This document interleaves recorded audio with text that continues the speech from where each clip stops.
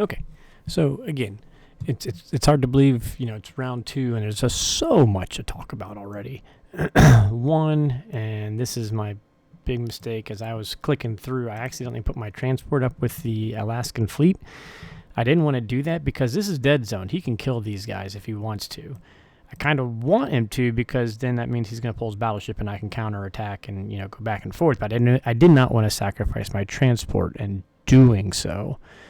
So that's going to be an unfortunate possibility of what he could do, because we did keep him out of Caucasus this time, G2 at least.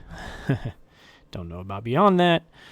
Well, we should be keeping him out of Caucasus altogether. On the one side, though, I'm surprised he did not take it, though, because that gives me some opportunity to land some UK air into Caucasus to help me out on this turn. He did build a bomber. And so now, again, here's our line. Here's our deadline that we got a turn of no reinforcement. So we just got to survive it, and then he's got 2 build, and then, he's got nothing behind it. So we just got to survive this a turn, and then it's not so bad. Unfortunately, he's got enough here that he's got West Russia dead zoned. Even if I flew all my fighters in and my bombers and moved every guy that I could move in, he still has this dead zoned. So we have to give up West Russia 3, and I cannot build anything really that dead zones West Russia just from the Germans alone, yet alone the Japan possibility wherever he puts his fighters on J2 that would allow them to fly into West Russia as well. We can make it a little bit challenging, but I'm going to come back to this because I got an idea here that it's all going to depend on what he decides to do. So the other threat, though, is he could bring 3 transports and these 6 units into here. So that's 12 units he can drop into Burma, and obviously I'm very weak back here. Yet alone that, he can just use a transport and attack. I'm going to assume I take Burma. It's a big assumption. But he can still use 2 fighters, a bomber, battleship cruiser to attack India on J2 if I'm not careful. So we got to be careful about that alone.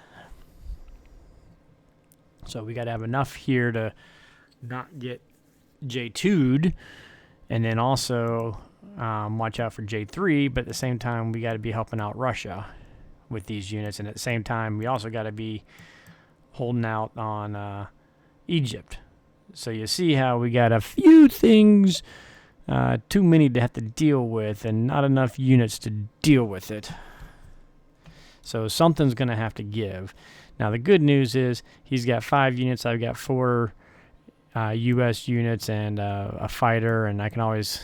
My bomber's... my bomber's up in Alaska. My bomber can come on around and down. So... we should be able to clean up, although I'd rather be taking these U.S. units around here and then hitting the islands from the south. So, a lot going on there. So now let's look at this picture. We want to have enough to be able to come back to defend J3. What if he built 3 bombers and pressured J3? Can we defend India if he moved everything in and built 3 bombers? At the same time, since I know I got to give up West Russia G3 and not only, let them trade it, but stack West Russia G3, I want to make them pay for it. And the best way I think I can make them pay for it is by stacking Arch with Caucasus. Because if I can stack Arch, then if he has to move everything in to stack West Russia, A, that lets these 3 units get into the picture right away. B, it means he'll have to leave some back in Karelia, or let me trade Karelia in order for him to stack West Russia, or he'll have to just trade West Russia.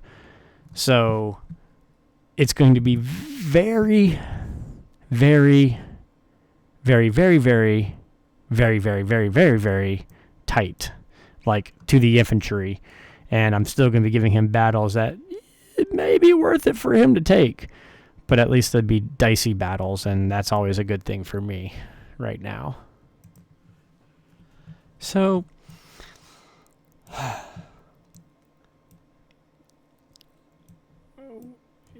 this will work if we can put all our units in here and then also move some guys up to here. I need 19 infantry and 7 fighters here. So 5, 6, 1 fighter. That gives me 1 fighter free to do something else with. So 7 fighters going in there. My couple AAs going in there. Actually, probably 1 AA because I'm going to save the other AA for Arch. And then I need 19 infantry artillery. 4 will be built. I'm counting on these 4, but he could do his blank tank blitz and fighters if he's not scared of the AA. In which case, this would all be... It would take this plan out the window.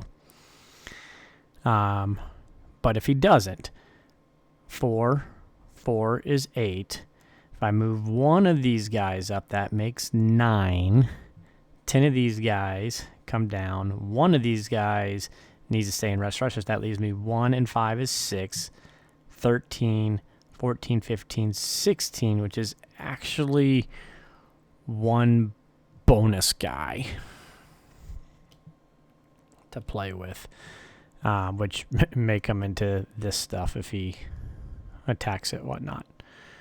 I could go ahead and just use the 1 bonus guy as a blocker, but then he's going to kill the guy easily. It's going to seem kind of a waste, so I don't think we're going to block. I think he's going to want to use these fighters elsewhere, but I could be wrong.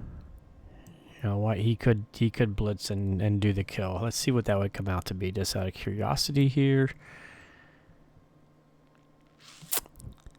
That would give him, a tank, 4 fighters and a bomber versus an AA, and, 1, 2, 3 units. That comes out negative IPC 2.6 for him. So he'd wipe them out, but lose a tank and a plane for it. So... yeah, I'm gonna risk it because it's gonna thread everything out. Because what'll happen is if he makes a J3 move by putting a Burma stack, then my 2 fighters and US fighter have to come down to India instead, and we won't be able to do it. So we won't be sold to have to do the Arch stack. We won't have to do it, but we just want to be able to do it. So, so if we bring 4 of these guys back, we build 3 here, that's going to give me 7. I'm going to put my tank here. It's going to be 8. We're going to have 4 fighters and 2 bombers. I think he'll be in range 1, 2, 3, 4, 5, 6. Yep. And 2 bombers in range, which would give me the chance to kill 12 units there. And if we're trading off Japan ground for UK ground, I'll be happy with that. So it's going to be tight. It's going to be thin. If he moves into Egypt at the same time, well, then we just got to make decisions. We can move these guys back because them sitting in Persia is not going to matter because we're creating a Caucasus stack, so he's not really helping anything there. What we're going to need later is a dead zone of Caucasus, in which case they can move back out of India if Japan creates some space. So... like I said, he's going to get a G3 West Russia, but I'm hoping we can get enough here and then maybe pull enough UK back that we can dead zone Caucasus on G4, maybe G5, and he can't get into a Caucasus stack until G6, as per usual. Doubtful, but I'm hoping that's what we can do. That's what we're going to shoot for. The other issue we have is the battleship, and so this plays a little bit of wrecking on me. So this battleship can get to 9, 12, or 23, or 8, 9, 12, or 23. If I put the cruiser in 10, it can reach. If I have a bomber down here in Africa, it can reach. If I put a fighter on a carrier here, it can reach. And so that would give me the kill shot. Same thing here, same thing. C-zone 9, if I'm here, 1, 2, 3, 4, 5, 6. Or here, 1, 2, 3, 4, 5, 6. So if I put my bomber in one of these 2 spots, 1, 2, 3, 4, 5. It's safe from that bomber. Plus, it can threaten Egypt. It can 1, 2, 3, 4, 5 threaten West Russia. It can 1, 2, 3, 4, 5 threaten Burma. So that's what we're going to shoot for. So we need units in India to start with. And we're going to go ahead and start building this. You know what? Now that I think about it, I'm going to keep one of my fighters back in India so that I can have a India bomber threat on DEI with a infantry if I need to take a UK-3 shot at DEI. Because I forgot I was building the destroyer too. Unless I was planning on putting the destroyer down here, just add another boat and make him have to think about risking planes. But then I'm only putting 2 infantry down here, which gets me back to that 1 short.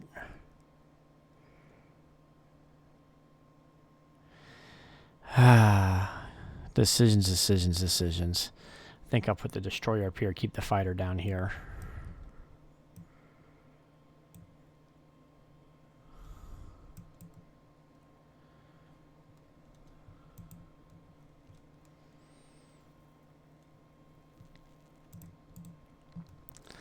So we're just going to take him because I've got a feeling he's going to stack Egypt anyways.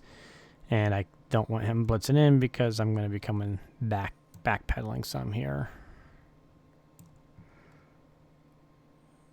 We are going to need to do 1, 2, 3, 4. If that fighter lands there, that still gives me my 4 fighters landing up here.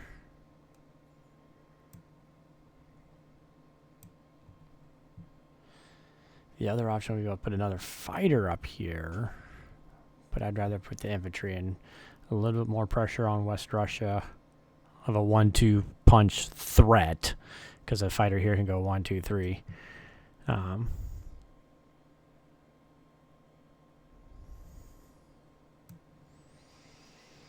Not that it's much threat, but it's a threat. I was just trying to counterbalance, make Germany have to think about what it wants to do here. So we're hoping to do a stack, 1 infantry with Russia on Russia's turn. We'll see if Japan allows that. That's strange to think that Japan could affect Russia's turn, but it most certainly can.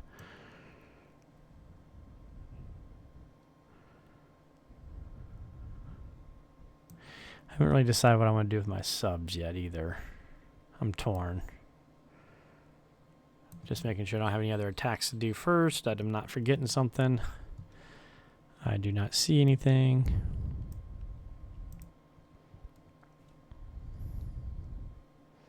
Oh, I forgot my infantry. Oh, you son of a horse's behind. Crap. I forgot to move the India infantry in.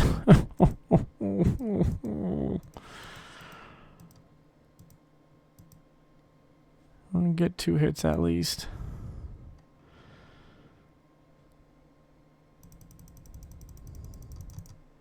Whiff. Damn it. I can't believe I am just screwing things up left and right. Oh, son of a puncture.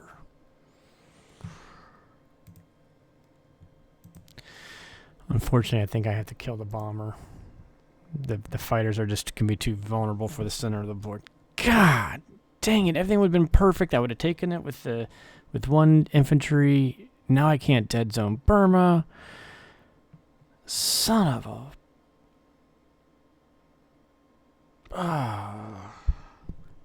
It's a Monday. Mondays are my 6 a.m. to 6 p.m. work days, and then dinner and then gym and coming, and I'm just tired. And son of a bunch.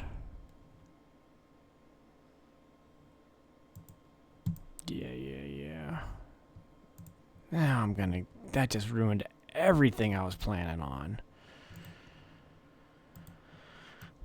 Gosh, darn it.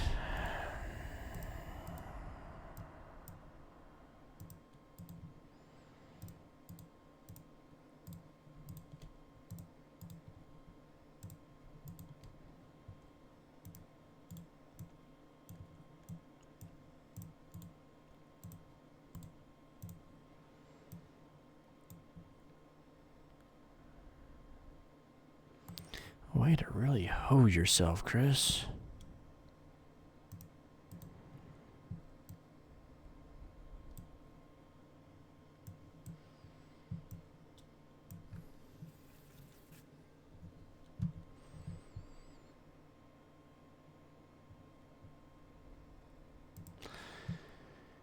What are we going to... So we're going to put these guys...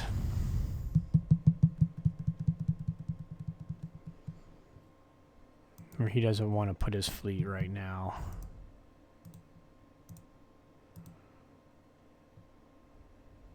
So he's only got one destroyer, so he can only hit one of them. Oh, I don't have my bomber anymore. Son of a gun. I can't use my bomber to clear that either now.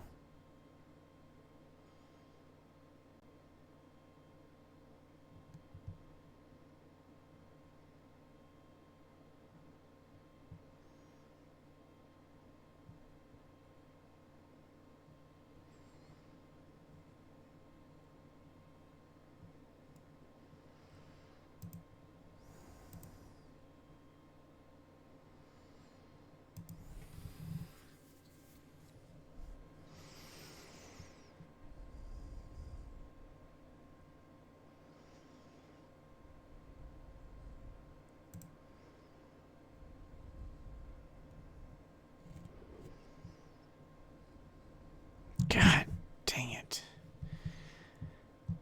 I hosed so many things up. So much of my plan's up with that. Dang it. Chris, you are an idiot.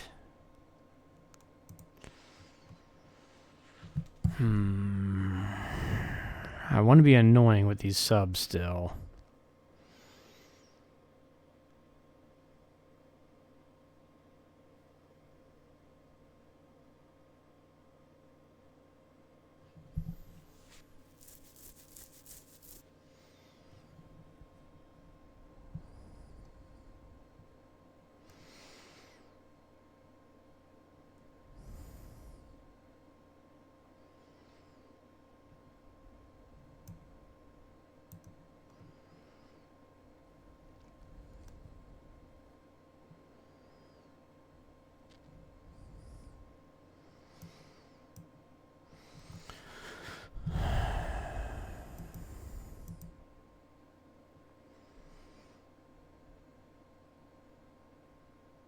I was going to have the bomber here, so I could go 1, 2, 3, 4, 5, 6. The fighter could go 1, 2, 3, land on the carrier with a 1 infantry raid on there and try and blast these guys.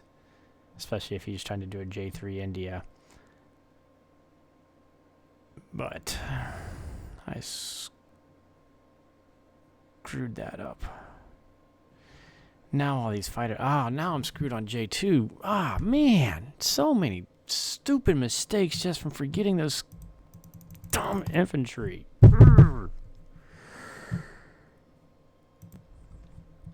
Well,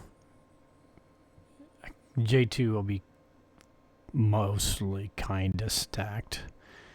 He has like a 65% at negative IPC value to try to take it, but then we trade back, and then he'll trade back, and then who knows where that goes, but it's amazing how such a boneheaded mistake can affect you in so many ways. Even with how I was going to place my subs, because I was going to have my bomber be able to reach and have a sub-bomber clear his destroyer wherever he went. But now that's not so much a choice. I think I'm going to go here where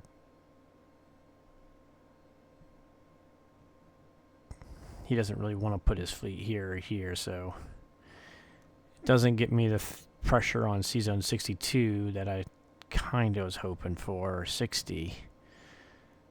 But at least it does get one suppression 61. Well, 2 technically, but if he puts a destroyer here, it doesn't matter. Oh, I am just slightly tilted at the moment.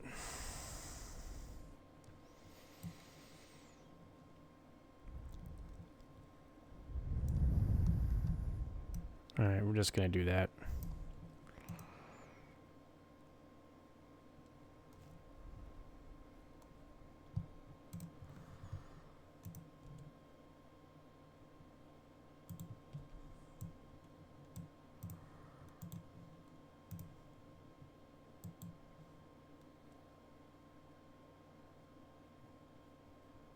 Oh, yeah. And all my tilting, too.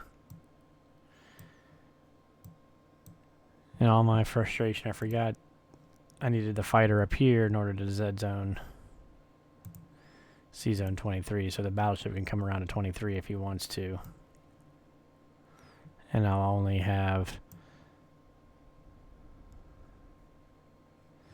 the bomber cruiser to attack it with, which I might just have to take that shot if he does.